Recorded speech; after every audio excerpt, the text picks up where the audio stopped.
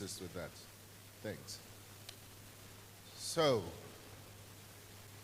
good morning, distinguished guests, industry leaders, innovators, regulators, investors, entrepreneurs, partners, ladies and gentlemen. Welcome to day 2 of the Digital Pay Expo 2026. Yesterday, we explored the architecture of a unified African payments market. We also discussed interoperability, regulations, artificial intelligence, financial inclusion, digital identity, cross-border payments, and the immense opportunities that lies ahead of our dear continent, Africa. Today, we shift focus from infrastructure to impact, from technology to leadership, from systems to people, and from innovation to inclusion.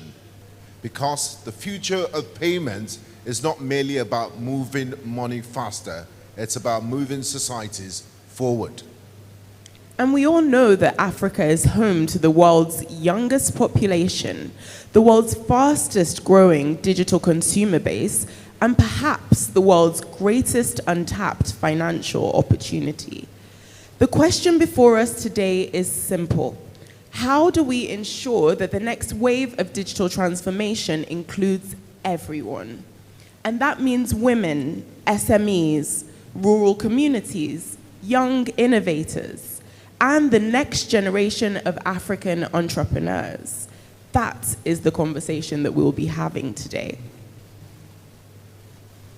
So before we proceed, let's take a moment to reflect on some highlights from yesterday.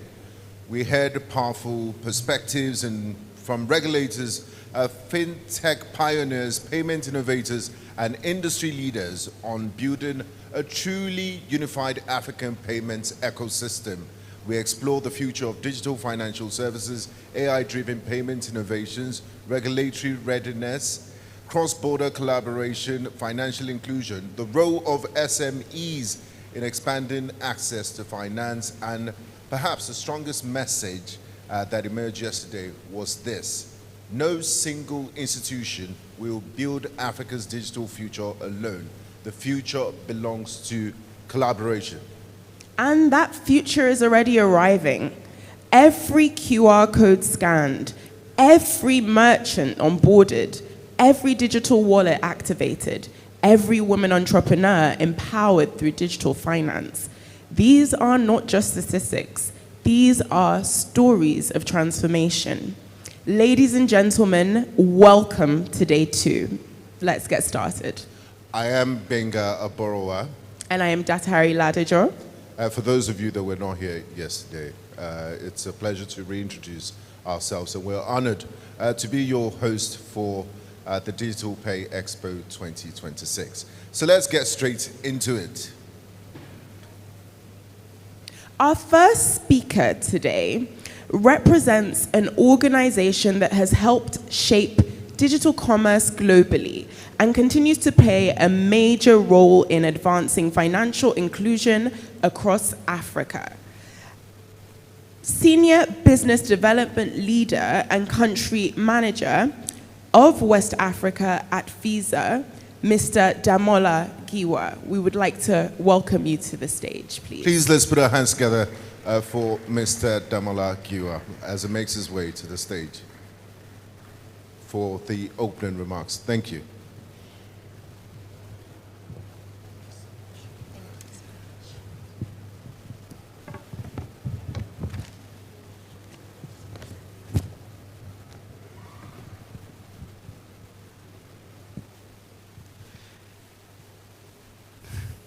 Good morning, ladies and gentlemen. How are you all doing today? Good. How are you all doing today? I need to feel the energy. This is Lagos. How are you all doing today? Fine, fantastic. I have a very simple assignment here. And I'll be getting into it very quickly. There's a video that needs to be played by the media. Are you ready?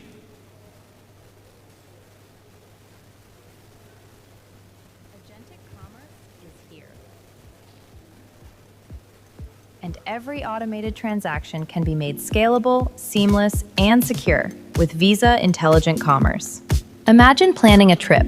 Months of research, endless tabs, decision fatigue. What if you could just ask? Meet Sarah. She's craving a vacation. Her agent delivers a flurry of options that match her general request.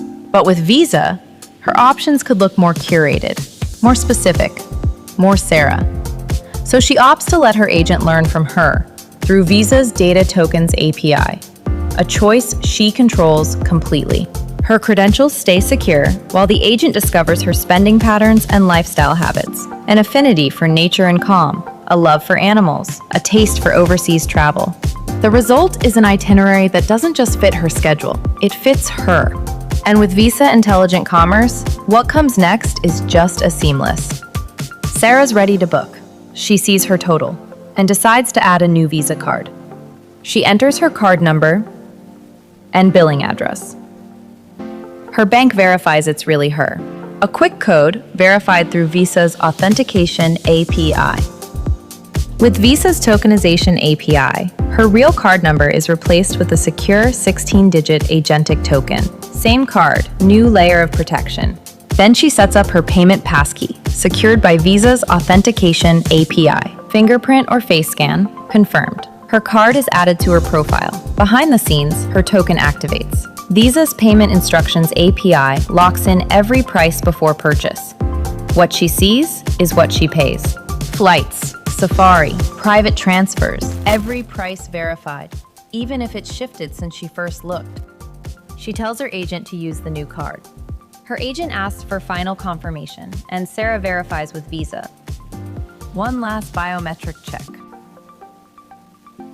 Two data streams open in parallel.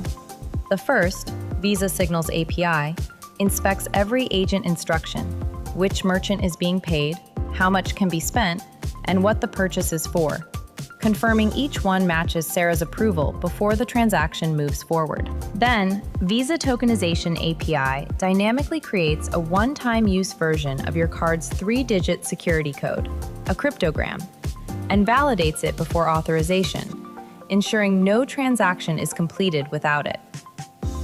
No surprises, no hidden fees. With over 120 personalization insights across 200+ territories, this is the future of commerce. Personally aligned experiences powered by a secure network infrastructure.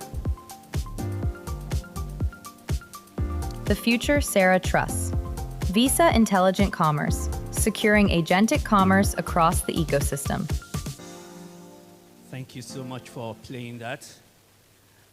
Ladies and gentlemen, welcome to the future of commerce. Let's put hands together for that. And interestingly, the change is happening at a pace that far outpaces anything that we've ever seen. And the difference for this particular one is this, that no region should be left behind. Africa cannot afford to be left behind. Before I get into today's conversation, I'd like to start by appreciating the host today, Intermarc. You know, Digital Pay Expo has gone beyond just a conference. This has become a platform where Africa's payment comes together, or payment ecosystem comes together to challenge assumptions, to build partnerships, and to shape what is coming next. And I want you to just join me in putting your hands together for Intermarc and the leadership and the entire team for putting this great platform together year in, year out. For us at Visa, we are very proud to be collaborating and partnering with Digital Pay Expo and all the entire payment ecosystem in Africa, because we believe that defining the future of payment in Africa is not just going to be the task for one entity, it's going to be a collaborative effort. So let's step back again and talk about the pace of change. Payment is evolving beyond just transactions. Payment is becoming experiential. It's becoming a game of trust and also a game of intelligence. So the topic before me today is intelligent payment, the next evolution in commerce. And it was very interesting, the fact that we played the video there where you could see that Sarah was shopping, planning for a trip, and she didn't have to leave a chatbot. All of the engagement was between her and an agent. So where did we come from? We started with cash. Now cash is physical, it's immediate, but it's limited in reach. So I'm only able to transact with cash within a particular geographical location, limited. And we've evolved over the years. We've moved from cash to card and other forms of payment, enabling seamless, secure, and global payment at scale.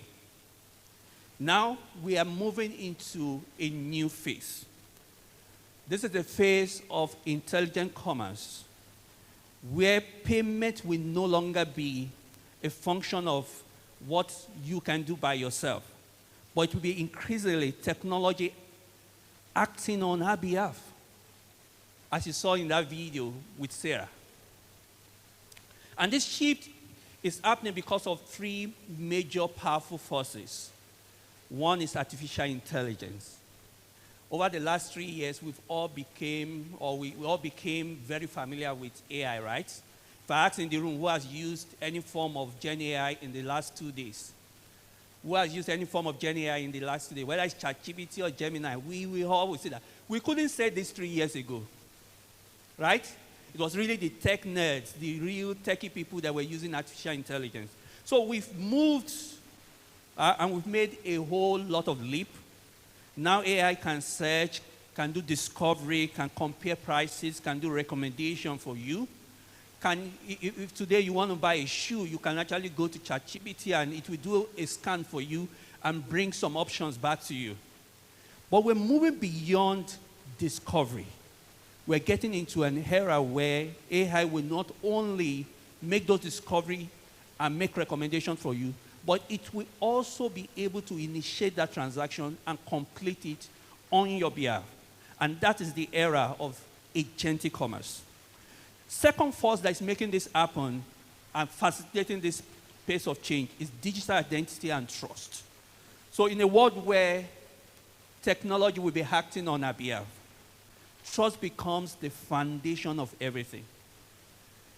How do I know that who is transacting is authorized to transact? How are we sure that this person is transacting where it should be transacting? So how do we bring all of the controls, the transparency, and the security that players like Visa and other players in the ecosystem, some of whom are in the room, have built over the years into this era of intelligence commerce? That is what we're working on, and that's what we're discussing today. I think the third thing that is driving this change also is the convergence and interoperability of payment ecosystems.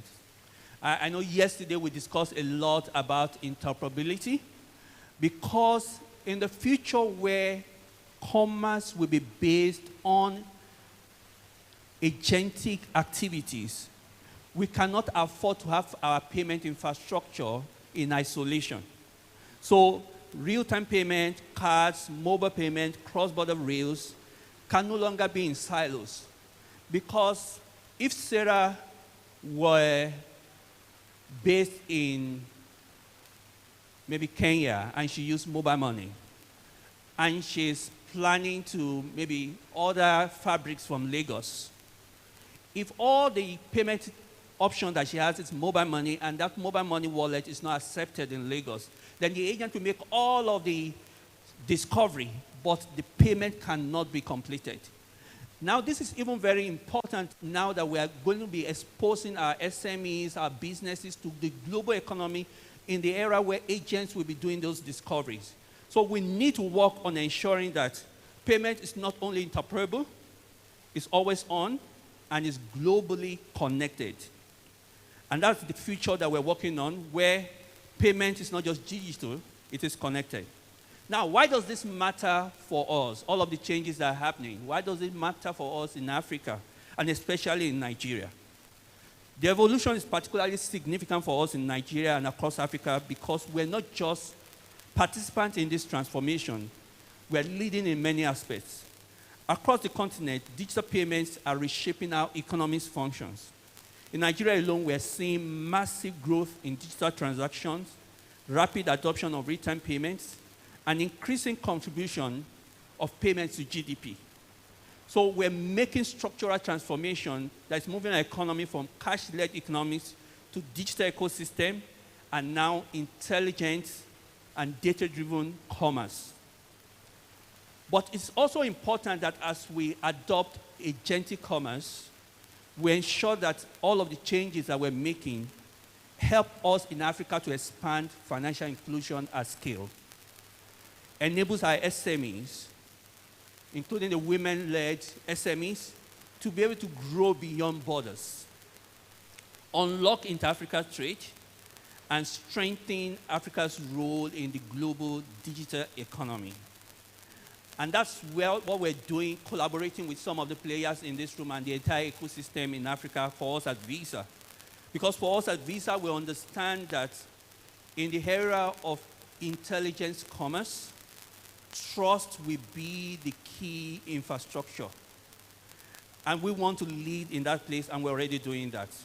How are we doing that? We're building trusted AI-enabled payment infrastructure. So if you've heard about the Visa Intelligent Commerce, which was the video we just played, this enables agents to be able to do discovery, to be able to make decisions, and to be able to make payments on behalf of customers. And do that with users' consent, with spending limit, and with the right authentication. We're also bringing all of the security and identity infrastructure that we've built and solutions that we've built into this era. So things like tokenization, because the agent is going to be using like an agent token. So it's not going to be exposing your entire payment details to the network. But we're replacing those numbers with an agent token that they can use to complete payment for you. Authentication, to be sure that this transaction is approved by you, even though it's an agent that's making that payment. And then how do we also prepare our SMEs, our merchants, to now be ready so that if somebody is initiating a transaction from the US and is looking for the best shea butter across the globe, if there's a lady who sells that in Jos, and we've enabled our website to accept agentic initiated transactions, we are opening up our SMEs to the global economy. So for us at Visa, we see this change as generational. And we are actively collaborating with the entire ecosystem. We're doing this through, one, strategic advisory and readiness consulting for our members, whether it's an issuer or an acquirer or a merchant or even other payment service providers. We are partnering with financial institutions, regulators, fintechs to shape AI and agentic commerce readiness. We're also empowering our partners to leverage our AI-enabled payment infrastructure to ensure that Africa actively participate in this next phase of commerce. And also, we're scaling the foundational infrastructure. So for agentic commerce to scale, there are certain foundational infrastructure that need to be in place. We're working with the issuers, we're working with the acquirers and different players in the ecosystem to ensure that you can tokenize your payment, you can enable authorization in a biometric way, and then you can also utilize all of the fraud tools that we have to ensure that when we get into this realm of agents transacting for us, we can also weed out the malicious agents and ensure that those transactions can happen seamlessly, securely, and with scale. So, ladies and gentlemen, every major shift in payment has reshaped commerce.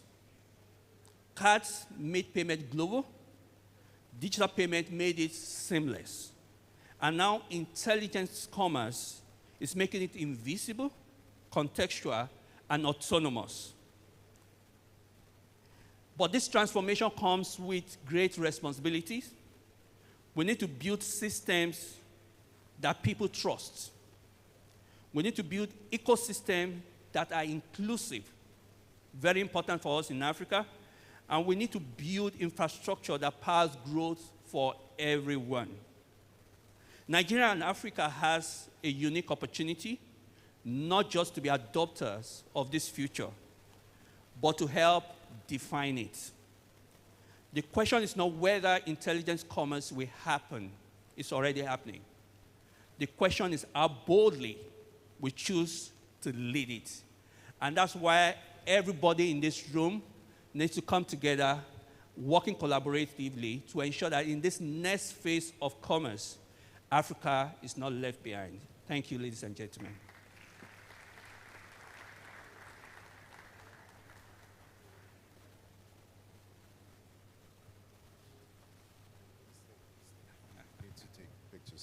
Thank you very much, ladies and gentlemen. Please, let's put our hands together for Mr. Damola Giwa, Senior Business Development Leader and Country Manager at Visa West Africa. I'd like to call on our able directors at Intermarc to please step to the stage for group photographs with Mr. Giwa. Thank you very much. Thank you. And for the audience, while that is happening, I would like to take a minute to say a few things about Mr. Giwa that I didn't get an opportunity to say before he spoke. Mr. Giwa is a seasoned business and payments executive with over 2 decades of experience driving digital transformation, financial inclusion, and business growth across Africa's financial services and technology sectors. As country manager for Visa in Nigeria and senior business development leader for West Africa, he leads strategic partnerships with banks, fintechs, regulators, and key ecosystem players to accelerate the adoption of digital payments and expand access to innovative financial solutions across the region. Prior to joining Visa, he held senior leadership positions at JumiaPay, where he served as managing director for East and West Africa and the InterSwitch Group. He is a fellow of the Chartered Institutes of Accountants Nigeria and an associate of the Chartered Institutes of Bankers Nigeria. And he combines deep financial services knowledge with strong leadership and execution capabilities. Beyond his corporate service responsibilities, he's passionate about youth development and innovation. So we wanted to mention a few things about him after that brilliant presentation. Very impressive bio indeed. Please let's give Mr. Damola Giwa a round of applause. And thank you all once again. You're welcome today to Digital Card Expo. I see Wasera here, our esteemed guest from the Republic of Kenya. And I have to say that in looking for commonalities between Nigeria and Kenya, I left out one important one yesterday. And that's that the Harambee Stars of Kenya and Super Eagles of Nigeria were watching the World Cup from home. So, so unfortunate. We have that in common, unfortunately. Yeah. But moving on to the next agenda, the next speaker will be speaking on building profitable payment infrastructure in Africa beyond transactions. There's a common misconception that payments are simply about processing transactions, but behind every successful payment lies infrastructure. Infrastructure determines speed. Infrastructure determines trust. Infrastructure determines skill. And increasingly, infrastructure determines profitability. To guide us through this important discussion and conversation, I would read a short bio of the next speaker. He is the country manager for Newland MPT, where he leads the country's operations and market expansion initiatives in Nigeria. He is responsible for driving strategic partnerships and promoting innovative payment terminal technologies that support merchants, financial institutions, and digital payment providers. With strong experience in payment technologies and business development, he has contributed to strengthening digital payment infrastructure within the African market.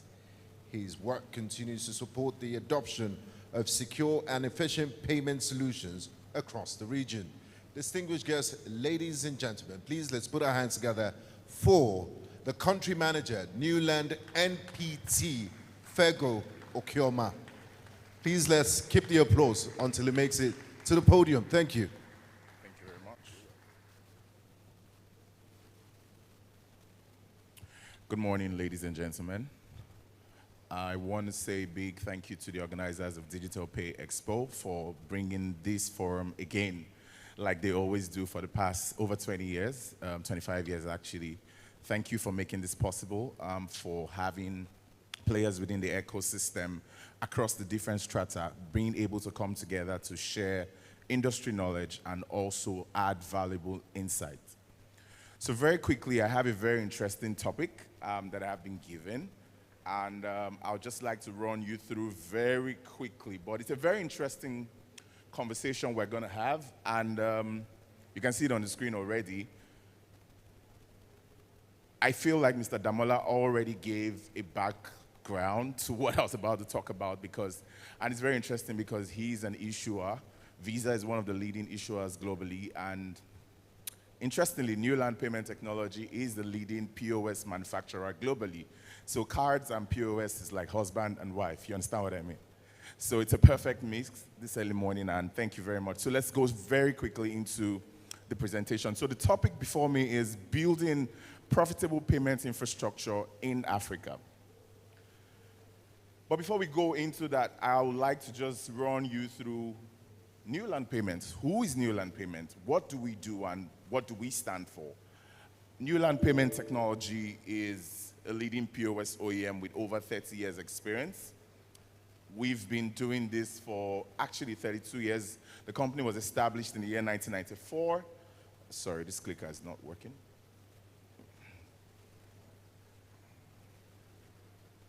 Okay, please, just help me when I say next slide, just move to the next slide.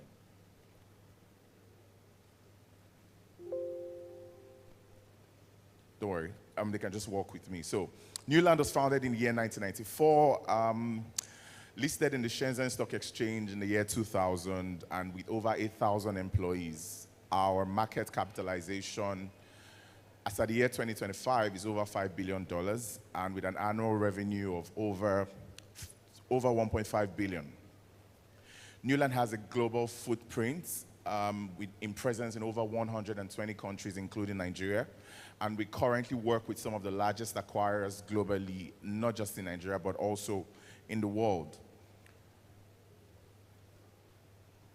Our annual shipments, Annually, we ship out at least 10 million devices globally. So, globally, not from our 120 countries, combined of 10 million devices annually. Our revenue from smart devices is over 50% it has been growing over 50% on a year-on-year basis. And we continue to increase our international expansion. So 120 countries, maybe by next year when we're coming for Digital Pay Expo, it would have increased to 125 or even more because we continue to expand into the global markets. It's not working. Okay. We have a very wide range of our products, and please feel free to stop by at our stand on your way out.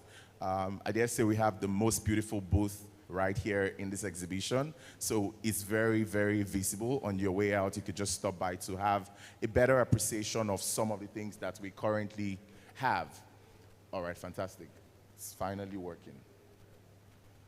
Okay, so just a snapshot of our product portfolio. Some of the products that we currently have, we have the conventional devices, we have retail PIN pads, QR devices. Again, on your way out, you can stop by and you'll see some of these devices on display. The topic before me, don't forget, has to do with infrastructure, and I will get to that very quickly, but again, I have to give you a very quick overview of who we are. But as part of what we offer include some form of infrastructure at different levels. So we provide, you see it out there on the street, in a merchant location, supermarket, in a hotel, and you wonder how these companies are able to manage that large fleet of devices. Now, you leverage a terminal management system to drive that. And Newland has built one of the most robust terminal management infrastructure globally. Now, these are some of the partners we've worked with, we're working with, and will continue to work with across the world. We are unicorns. We have processed 1 billion transactions, processed 10 trillion transactions. But the real question is, does it really translate into profit? Does it really translate into revenue? Today, Africa has some form of fragmented payment. You have 54 countries, 40 different currencies, different blocks within blocks. Within West Africa, you have sub-blocks again. You know, and these things somewhat have affected the way we've done business over the time. The annual volume, this is estimated, of payments is over $3 trillion, and the cost for transactions is also a major factor for a lot of people building within the ecosystem today. So there's still those burning questions. And again, I was talking about the fragmentation earlier. Like I said, within Africa, you have different blocks. There's serious fragmentation, and that has really caused a lot of issues in how we're able to scale cross-border across Africa. There's also a compliance complexity. Thankful to some of the current African markets that are opening the fintech passports that allows you to have a license in one country and work in another country. Rwanda, for example, has done that. Ghana recently did the same thing. But that's still not sufficient. That's just 2 or 3 countries out of 54 countries in Africa. And of course, the fees. Everybody, and I'd like to bring it home in Nigeria, everybody wants it free, zeroized, no cost, no cost, no cost. But there is a cost to doing business. Like I like to fondly say that for the Christians here, that salvation is free, but Jesus paid the price. Somebody has to pay for that, definitely. So there is an opportunity. The infrastructure gap is massive, but I'd like to say that the builder who owns the layer beneath the transaction owns the market. Anybody who is able to build that infrastructure that brings everybody together, I dare say, owns the market. Thankful for partners like PAPS, what they're currently doing across Africa. Still not there yet. There's still some work to do, but it's a step in the right direction. But that shows you that there is an opportunity and there is still a bigger picture of what we can do.